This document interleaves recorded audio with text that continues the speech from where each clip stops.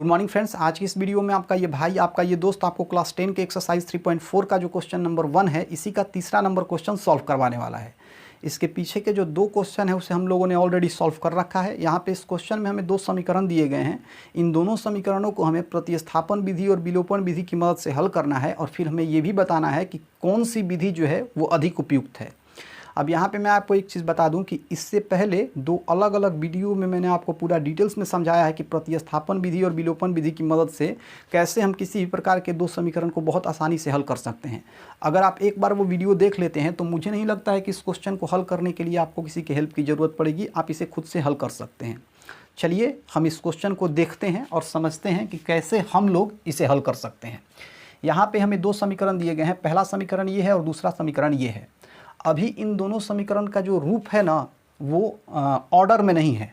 अभी इन दोनों का जो रूप है वो एक क्रम में नहीं है। तो पहले आइए इनका जो रूप है ना इसको हम सुधार के लिखते हैं।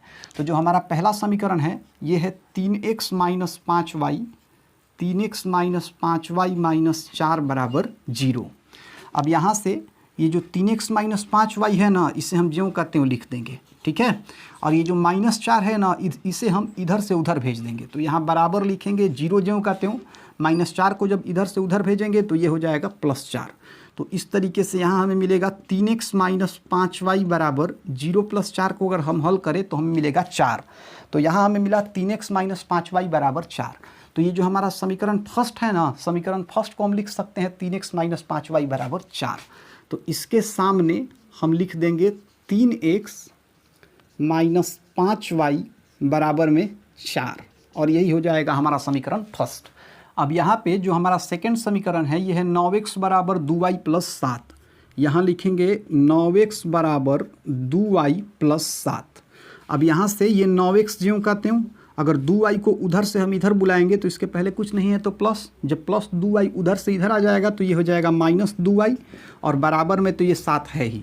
तो अब जो हमारा समीकरण सेकंड होगा वो हो जाएगा 9x माइनस 2y बराबर 7। तो इस चीज़ के सामने हम लिख सकते हैं 9x माइनस 2y बराबर में 7 और यही हो जाएगा हमारा समीकरण सेकंड। तो यहाँ हमें समीकरण फर्स्ट मिल गया, समीकरण सेकंड मिल गया। अब यहाँ पे हम क्या करेंगे, पहले हम लोग यहाँ प्रतिस्थापन विधि की मदद से इन दोनों समीकरण को हल करेंगे। अब यहाँ पे हमें ये दो समीकरण प्राप्त हो गए। अब हम बारी बारी से इन दोनों समीकरण को पहले प्रतिस्थापन विधि और फिर विलोपन विधि की मदद से हल करेंगे। पहले हम लोग इसे प्रतिस्थापन विधि की मदद से हल करेंगे। तो यहाँ मैं लिखूँगा प्रतिस्थापन विधि, प्रतिस्थापन विधि। अब प्रतिस्थापन विधि में मैंने आपको बताया था कि हम लोग दोनों में से किसी एक समीकरण का मदद लेते हैं। तो यहाँ पे हम लोग समीकरण फर्स्ट का मदद लेने वाले हैं। तो यहाँ मैं लिखूँगा समीकरण फर्स्ट से क्या है हमारा समीकरण फर्स्ट? हमारा समीकरण फर्स्ट है 3x माइनस 5y बराबर 4। तो यहाँ मैं लिखूँगा 3x माइनस 5y और बराबर में हो जाएगा 4। अब यहाँ से अगर मैं 3x को बाहर निकालूं तो मैं लिख सकता हूं 3x बराबर 4 ज्यों का त्यों माइनस 5y इधर से उधर जाएगा तो ये हो जाएगा प्लस 5y। अब यहाँ से अगर मैं x को बाहर निकाल दूं तो ये जो 3 है ना ये 4 प्लस 5y के नीचे चला जाएगा। तो यहाँ से मैं लिख दूंगा x बराबर 4 प्लस 5y ज्यों का त्यों और इसके नीचे चला जाएगा 3। तो x बराबर मिला 4 प्लस 5y बटा 3। अब x के इस मान को ले जाके हम समीकरण सेकंड में रख देंगे। तो यहाँ लिखेंगे कि x का मान समीकरण सेकंड में रखने पर, समीकरण सेकंड में रखने पर x का मान समीकरण सेकंड में रखने पर, समीकरण सेकंड हमारे पास है 9x माइनस 2y बराबर 7। 9x माइनस 2y और बराबर में है 7। अब यहाँ पे 9 ज्यों का त्यों, ये जो x है इस x के जगह पे रखेंगे 4 प्लस 5y बटा 3, 4 प्लस 5y बटा 3 और इसके बाद है माइनस 2y। तो यहाँ माइनस 2y ज्यों का त्यों बराबर में है 7। अब फिर इसे हम लोग यहाँ हल करेंगे तो ये जो 3 है ना ये 9 को 3 बार में कटा देगा। अब 3 से 4 में गुना करेंगे तो हमें यहाँ मिलेगा 12।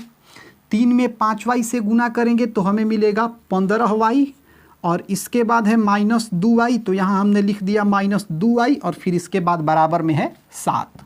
अब यहाँ से ये 12 ज्यों का त्यों हम यहाँ लिख देंगे। अब फिर 15y - 2y को हल करेंगे तो हमें मिल जाएगा 13y, और फिर बराबर में तो यहाँ 7 है ही, तो यहाँ हमने बराबर में 7 लिख दिया। अब यहाँ से अगर हम 13y को बाहर कर दें, अगर यहाँ से हम 13y को बाहर कर दें तो हम लिख सकते हैं 13y बराबर 7 ज्यों का त्यों, 12 के पहले कुछ नहीं है, प्लस है, इससे अगर ये +12 इधर से उधर जाएगा तो ये हो जाएगा -12।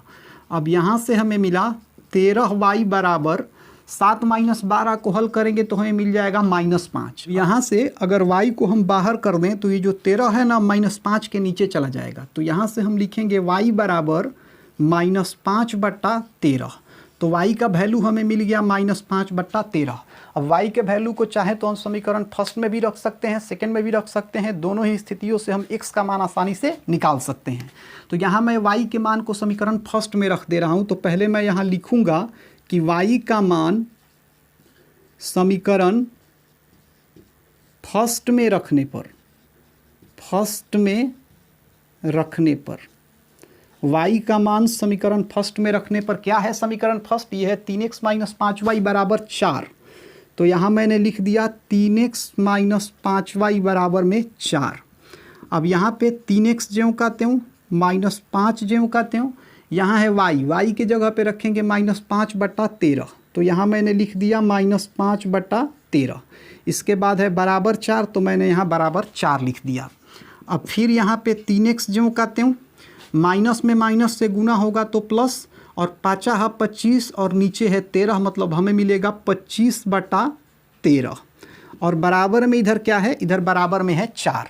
अब यहाँ से अगर हम इस 3x को बाहर कर लें तो यहाँ हम लिख सकते हैं 3x बराबर 4 ज्यों का त्यों प्लस 25/13, इधर से उधर जाएगा तो ये हो जाएगा -25/13। ठीक है। अब यहाँ से हम इस 4 के नीचे अपने मन से 1 डाल देंगे। ठीक। अब यहाँ अगर हम 13 और 1 का लघुत्तम निकालें तो हमें मिल जाएगा 13। अब 1 से अगर 13 में भाग दे तो हमें 13 मिलेगा, और 13 में 4 से गुना करेंगे तो हमें 52 मिल जाएगा। इसके बाद यहाँ माइनस है तो यहाँ माइनस, 13 से 13 में भाग देंगे तो 1 मिलेगा, 1 में 25 से गुना करेंगे तो हमें 25 मिल जाएगा। तो यहाँ से हमने ये देखा कि यहाँ से हमें मिला 3x बराबर 52 - 25/13। अब आगे की जो प्रक्रिया है उसे हम इधर लेफ्ट साइड करने वाले हैं। तो यहाँ से हम लिख सकते हैं 3x बराबर 52 में से अगर 25 को हम घटाएं तो हमें मिल जाएगा 27, और नीचे में है 13 तो हमने यहाँ लिख दिया 13। अब तिरछा तिरछी गुना करेंगे तो 13 में 3x से गुना करेंगे तो हमें मिल जाएगा 39x, और फिर 27 में 1 से गुना करेंगे तो हमें मिल जाएगा 27। अब यहाँ से अगर हम x को बाहर कर दें तो 39 जो है ना ये 27 के नीचे चला जाएगा, तो x बराबर हो जाएगा 27/39। अब इसको यहाँ से हम कटाएंगे, 9 या 27 और 13 39, मतलब x बराबर हमें मिल गया 9/13। तो यहाँ से हमें x बराबर मिला 9/13, और y बराबर तो पहले ही हमें मिल चुका है -5/13। तो इस तरीके से प्रतिस्थापन विधि की मदद से हमने जो हमारा ये समीकरण था इसे हल कर लिया। अब हम लोग इस समीकरण को विलोपन विधि की मदद से हल करने वाले हैं। तो आइए अब इस समीकरण को हम विलोपन विधि की मदद से हल करते हैं। अब इसके लिए पहले हम लोग यहाँ लिख देंगे विलोपन विधि।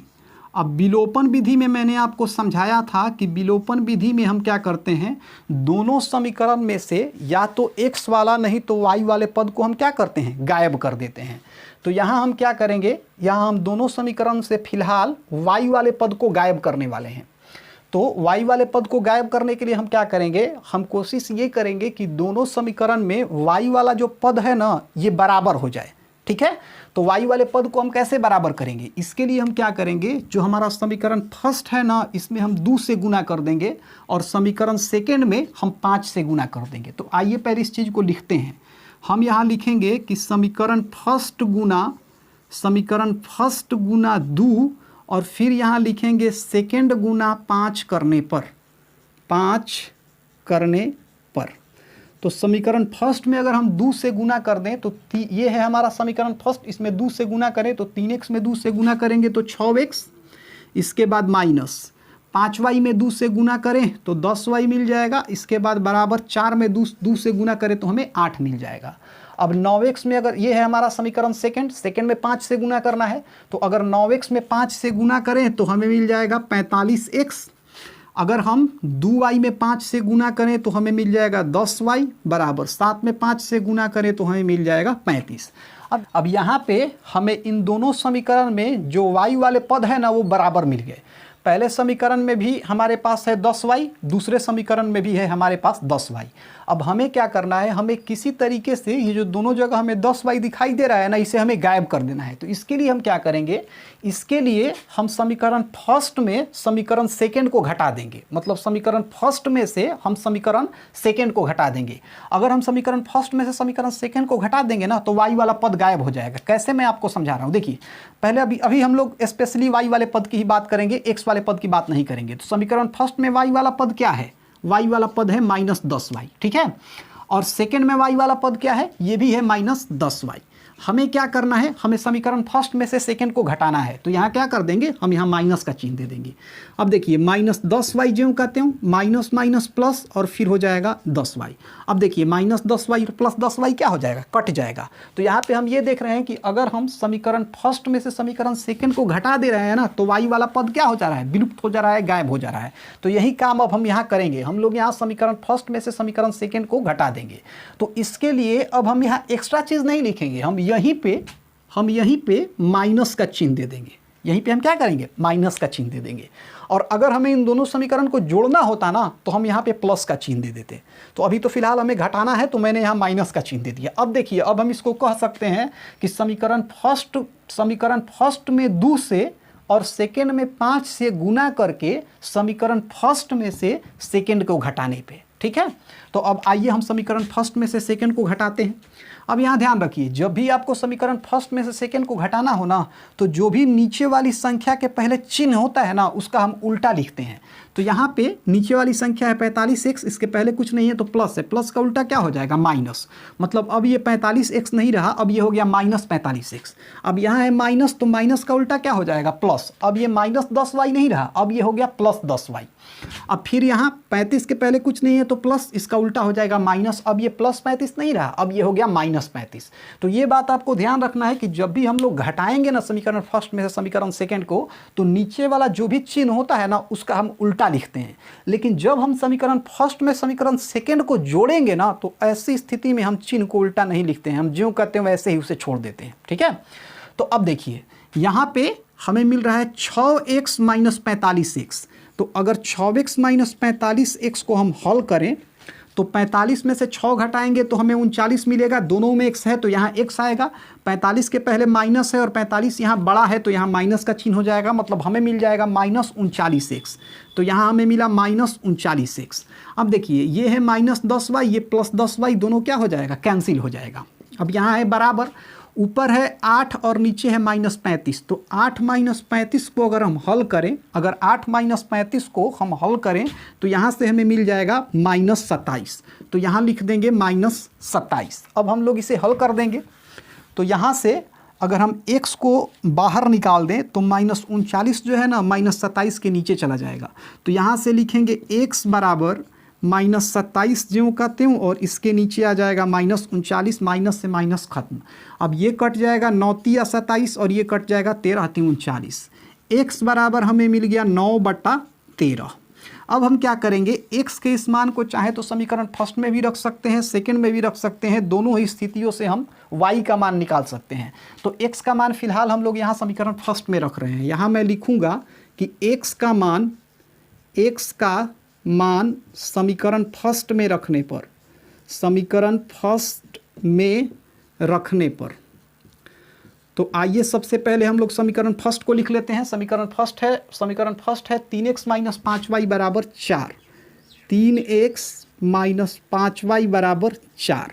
अब यहाँ पे 3 ज्यों का त्यों, ये x है ना, इस x के जगह पे 9/13 लिखेंगे, तो लिखेंगे 3 गुना 9/13।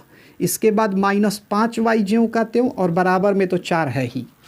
अब यहाँ से 3 में 9 से गुना करेंगे तो हमें मिलेगा 27 और इसके नीचे है 13, तो यहाँ हम 13 लिख देंगे माइनस ये 5y ज्यों का त्यों और बराबर में तो 4 है ही। अब यहाँ से अगर हम इस -5y को बाहर खींच दें तो यहाँ हम लिख सकते हैं -5y बराबर 4 ज्यों का त्यों। अब देखिए 27/13 के पहले कुछ नहीं है तो प्लस है, जब इधर से प्लस 27/13 उधर जाएगा ना तो ये हो जाएगा -27/13। अब इसके नीचे अपने मन से हम 1 डाल देंगे। अब यहाँ अगर 1 और 13 का लघुत्तम निकालें तो हमें 13 मिल जाएगा। 1 से 13 में भाग देंगे तो हमें 13 मिलेगा और 13 में 4 से गुना करेंगे तो हमें 52 मिल जाएगा। इसके बाद माइनस 13 से 13 में भाग देंगे तो 1 मिलेगा, 1 में 27 से गुना करेंगे तो यहाँ हमें 27 मिल जाएगा। अब यहाँ पे -5y को हम लिख लेते हैं, -5y बराबर, तो हमें मिला -5y बराबर 52 - 27/13। अब हम लोग इसे आगे सॉल्व करेंगे, तो इसे हम लोग इधर अब लेफ़्ट साइड सॉल्व कर देंगे। तो यहाँ से हम लिख सकते हैं -5y बराबर 52 में से अगर हम 27 घटाएं, 52 में से 27 घटाएं तो हमें मिल जाएगा 25 और नीचे तो 13 है ही। अब इसके बाद हम तिरछी गुना कर देंगे, तो -5y में 13 से गुना करें तो हमें मिलेगा 13 × 5 = 65 -65y और 25 में 1 से गुना करेंगे तो हमें मिलेगा 25। अब यहाँ से अगर हम y को बाहर कर देना तो -65 25 के नीचे चला जाएगा, तो y बराबर हो जाएगा 25/-65। अब इसे हम कटा देंगे, 5 × 25 और 13 × 5 = 65। तो यहाँ से y बराबर हमें मिल गया 5/-13। 5/-13, आप चाहें तो 5/-13 को लिख सकते हैं -5/13, कोई दिक्कत नहीं है। तो यहाँ से हमें y बराबर मिल गया -5/13 और x का तो वैल्यू हमने पहले ही निकाला था, हमें मिला था 9/13। तो यहाँ पे हमने प्रतिस्थापन विधि और विलोपन विधि दोनों की मदद से इस समीकरण को सॉल्व कर दिया। अब